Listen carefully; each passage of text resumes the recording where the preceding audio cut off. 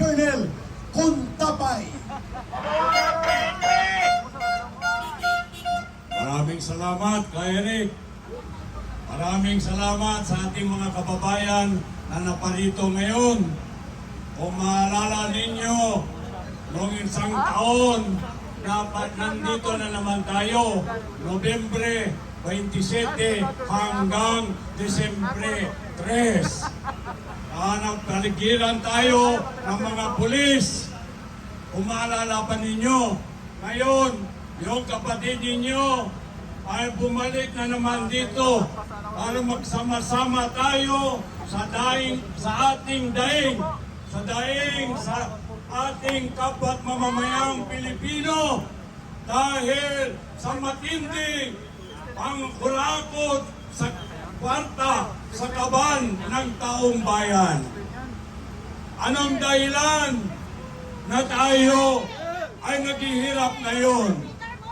Dahil sa korupsyon. Lahat ng responsibilidad ng mga opisyales natin galing sa presidente natin na hindi naman marunong makinig ngayon sa problema o sa pagsolbar sa problema ng taong bayan dahil may diferensya siya. Wala na siyang pakialam. No medical attention would be available to cure the president of his sickness of the culture of vulture, the culture of corrupting the people's money. Tayo, mga kababayan, lahat tayo ay taxpayer. Ang tanong ngayon, nasaan ang pera ng taong bayan? Nandun lang sa pipilang Pilipino, galing sa presidente, galing sa congressman Romualdez, na puro buhaya, puro may sakit, nang kanina narinig ko, kleptomanyak, utangin na niyang pamilya na yan. Walang hiya! Walang hiya ka, Marcos! Wala kang utang na loob sa mga butante, sa mga Pilipino na naglagay sa iyo, na nagluglog sa iyo, na nahimo o ikaw ay naging presidente ngayon ng ating bansa. Bakit? Ano ba ang kasalanan namin na kami gimanipular mo? We are manipulated. We are demeaned as citizens of this nation. We don't deserve that, Mr. Marcos. Bongbong Marcos, ulitin ko, mismo yung kababayan mo, kababayan ko, yung kababayan natin, si Manong Chavit Singson, galit na sa iyo dahil ang nagkasakit ka. Ikaw na, ang bilis mo makalimot. Pinabayaan mo ang taong bayan. Tinalikuran mo ang taong bayan. Lakay mo pong Marcos, listen! Grabe ang ginawa mo, Mr. Marcos. You are so ungrateful. Yun ang, kung sinabi, ang sabi ni Chavit, Manong Chavit Singson, na parehas mo Ilocano. Parehas tayo Ilocano. I come from Region 2, Tuguegarao City. Na ako, nakapag-asawa ko, I live in Mindanao now for 47 years.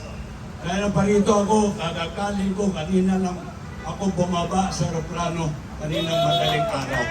Para so to join you, to air your grievances against this scrupulous manipulator na gobyerno natin. Wala nang pakialam dahil sasabi ng iba, siya ay bangag. Hindi lang bangag, magnanakaw pa. Hindi pa magnanakaw, hindi pa bangag, manipulator pa. Sana tayo ngayon, mga kababayan ko, ang tanong ngayon, ano ang dapat gawin natin, mga kababayan. Kaya kayo lahat na nakikinig ngayon, mga kababayan ko, nandito na kami.